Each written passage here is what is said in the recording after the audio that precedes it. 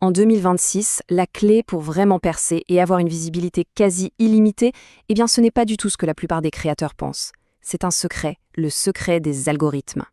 Tout est dit ici. Les plateformes, leur but, c'est de garder les gens le plus longtemps possible. Donc, elles vont récompenser les créateurs qui les aident à faire ça.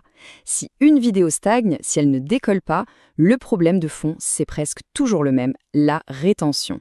Justement, pour bien comprendre, on va analyser les deux indicateurs que les algorithmes scrutent à la loupe pour juger un contenu.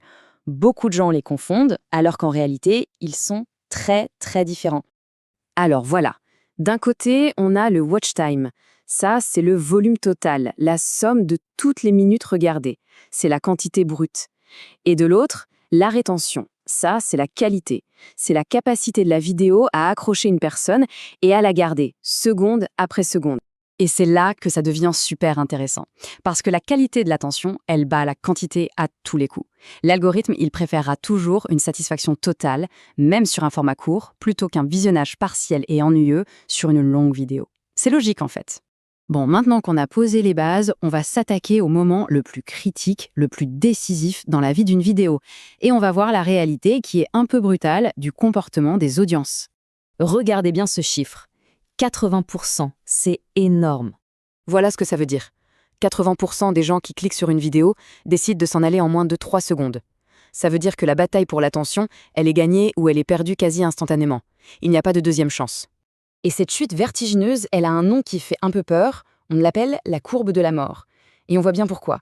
C'est un déclin tellement violent qu'il tue le potentiel d'une vidéo avant même qu'elle ait eu le temps de dire quoi que ce soit. La vraie question, c'est donc, mais pourquoi ? Qu'est-ce qui se passe pour que les gens partent aussi vite? Quelles sont les erreurs qui provoquent cette hémorragie d'attention? En général, les coupables sont toujours les mêmes.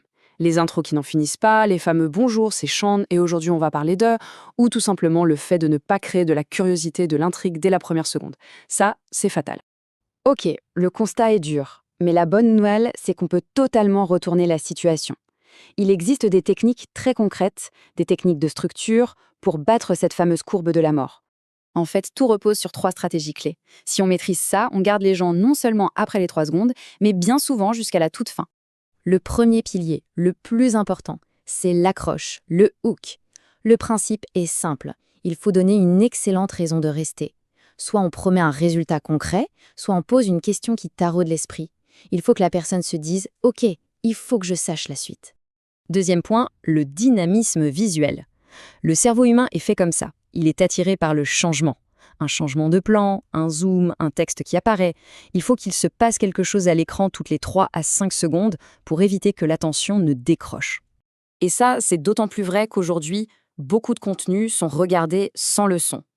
Des sous-titres dynamiques, bien animés, ce n'est plus juste un plus, c'est devenu une condition indispensable pour garder les gens captivés. Et enfin, le troisième outil, c'est ce qu'on appelle l'interruption de schéma. L'idée, c'est de casser le rythme de manière inattendue, juste au moment où l'attention pourrait commencer à baisser. Un son surprenant, un effet visuel, c'est comme un petit reset pour le cerveau.